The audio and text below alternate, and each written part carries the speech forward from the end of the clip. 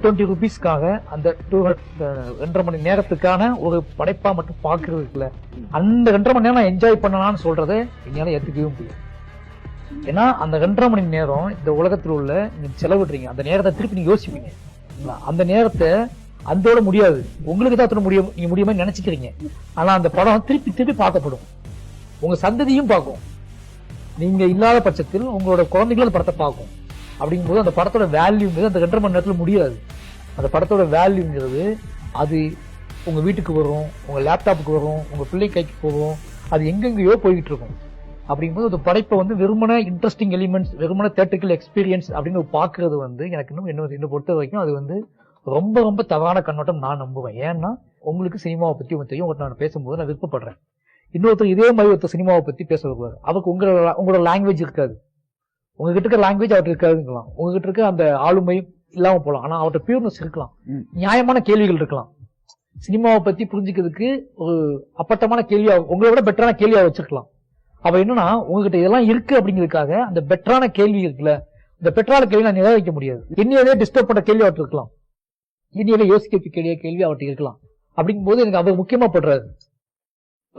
உங்களை நான் சரி பண்ணிக்க முடியும், உங்களை நான் ஏமாத்த முடியும், நீங்க என்ன எதிர்பார்ப்புன்னு எனக்கு தெரிஞ்சிடும். ஓகேங்களா? அப்ப நான் உங்களை ஏமாத்த ஆரம்பிச்சிடுவேன். பரத்வாஜ் இப்படிதான் இருப்பாரு, இப்படி பேசினா அவருக்கு பிடிக்கும்ல அப்படின்னு சொல்லிட்டு நான் அந்த மாதிரி யோசிக்க ஆரம்பிச்சிருவேன்.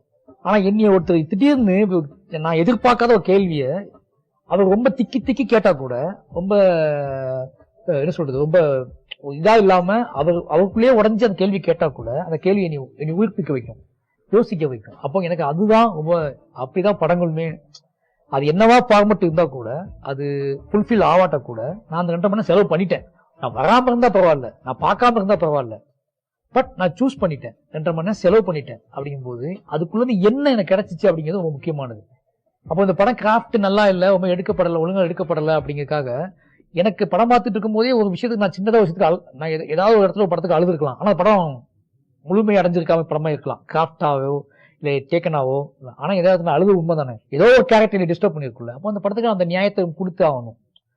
இதுதான் நான் பாக்குறது. ஒரு விமர்சனம் என்னன்னா, நிலையான ஒரு படைப்பு, நிலையான வாழ்க்கைக்கு நம்ம தேவைப்படுதுன்னு இருக்குல்ல. நான் இன்னைக்கு சும்மா நான் பார்த்துட்டு ஒரு படத்தை பார்க்க 2.5 மணி நேரம் கொண்டாடுறேன், அப்படி போயிடுறேன், அடுத்த படத்துக்கு போயிடுறேன், அங்க போய் கொண்டாடுறேன், அடுத்த படத்துக்கு போயிடுறேன் அப்படின்னு நான் வாழ முடியாது. அப்படி வாழ்க்கைன்னா அப்படி நான் வாழ்ந்துருந்தோம்னா இந்த இடத்துக்கு நான் வந்திருக்க மாட்டேன்.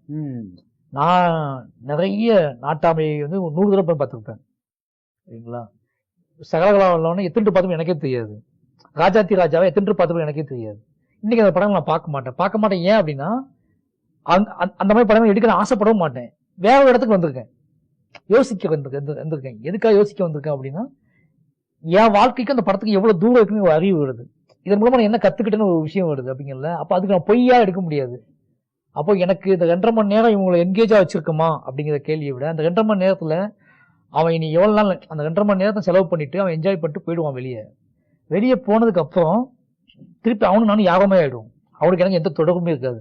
அந்த 2.5 மணி நேரம் என்னை பயங்கரமா பாராட்டுவான். அந்த 2 மணி நேரத்துக்கு திருப்பி ஒரு 1 இயர் கழிச்சு, ஒரு 2 இயர் கழிச்சோ நான் அவனுக்கு ரொம்ப டிஸ்டன்ஸ் ஆயிடுவேன். அந்த படம் தான் அவனுக்கு வேணும், நான் தேவையே கிடையாது. நான் எப்ப தேவைப்படுவேன்னா, அந்த என்ஜாய்மெண்ட்டையும் தாண்டி அவனுக்குள்ள நான் போவேன்ல, அப்ப அவனை தேட ஆரம்பிப்பான். அவனோட சுக துக்கங்கள்ல, அவனோட தத்துவார்த்த பிரச்சனைகள்ல, அவனோட லோன்லியா இருக்கும்போது அப்பெல்லாம் நான் தேவைப்படுவேன்.